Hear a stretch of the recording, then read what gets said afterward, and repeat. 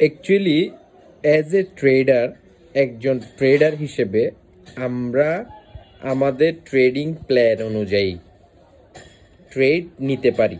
অপরচুনিটিসগুলা আমরা খুঁজে বের করতে পারি। অপরচুনিটিসগুলা খুঁজে বের করে পেন্ডিং অর্ডার অথবা ম্যানুয়াল এন্ট্রি দিয়ে ট্রেডে এন্ট্রি করতে পারি, এসএল দিতে পারি, টিপি দিতে পারি। Just that's it. Total outcome যেটা, ফলাফল যেটা, এটা totally depends on almighty Allah. Totally ফলাফলটা ডিপেন্ডস অন মার্কেট। ক্লিয়ার?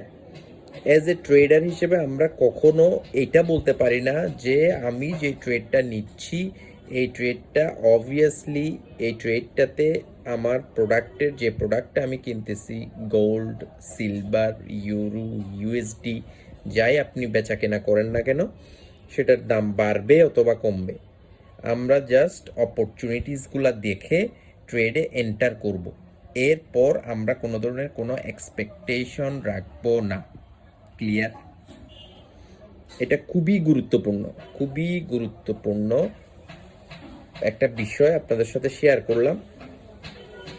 এটা সবসময় মনে রাখতে হবে। এটা কেন গুরুত্বপূর্ণ, এটা অলওয়েজ আপনাদের মনে রাখতে হবে। আদারওয়াইজ ট্রেড চলাকালীন সময় আমাদের ব্রেইন এই গুরুত্বপূর্ণ জিনিসগুলো মনে রাখতে পারে না, বিধায় আমরা ট্রেডিংয়ের মধ্যে লস করি। আদারওয়াইজ একটু চিন্তা করে দেখেন, ট্রেডিং সম্পর্কে আপনি সব কিছুই জানেন, তারপরেও কেন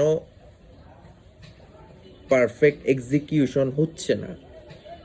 বিকজ আমাদের থট, আমাদের চিন্তা ভাবনা মোস্ট অফ দ্য টাইম আমাদের সাথে বেইমানি করে। বিকজ থট সব সময় সেম থাকে না। যেমন আমি এখন যেই ফ্লোতে আপনাদের সাথে কথা বলতেছি, যেই থিঙ্কিং লেভেলে আপনাদের সাথে কথা বলতেছি, লাইভ ট্রেড অলসো রানিং, গোল্ডের লাইভ ট্রেড অলসো রানিং। যদিও আমার